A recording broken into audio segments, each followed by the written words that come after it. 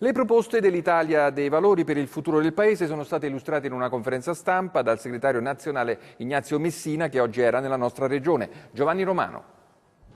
Non bastano le proteste alla Grillo, servono le proposte e l'Italia dei Valori è pronta a offrire il proprio contributo per il rilancio del Paese e per la costruzione di un nuovo centro-sinistra, assieme al PD guidato da Renzi, con una legge elettorale come quella regionale e seguendo ciò che è stato definito il modello Molise.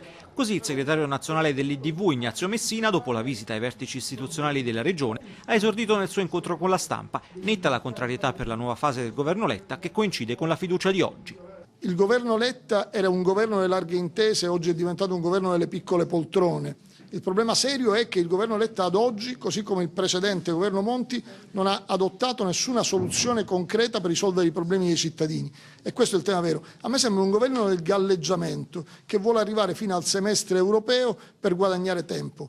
Nel merito delle proposte l'Italia dei Valori lancia lo sblocca lavoro, 200 euro in più al mese a 14 milioni di italiani per rilanciare i consumi, da reperire con una vera lotta all'evasione fiscale, con una maggior tassazione dei capitali esportati, con la lotta alla corruzione. Rilanciata poi la vendita dei beni confiscati alle mafie, 80 miliardi di euro il loro valore e non destinati a fini sociali. 4 miliardi possono essere invece reperiti da un deciso taglio alle auto blu, ha detto Messina, che ha rilanciato infine la lotta alle ecomafie, anticipando che domani sarà inaugurata una sede del partito a Casal di Principe. L'IDV è sempre stata con forza al fianco dei cittadini, ha ribadito il segretario regionale Cristiano Di Pietro, e anche in Molise stiamo portando avanti un lavoro che sta iniziando a dare i suoi frutti a partire dal contenimento dei costi della politica. Un taglio, ha chiosato il consigliere regionale Parpiglia, che già nella precedente legislatura ha portato, dietro nostra sollecitazione, all'abolizione dei vitalizi per i nuovi consiglieri.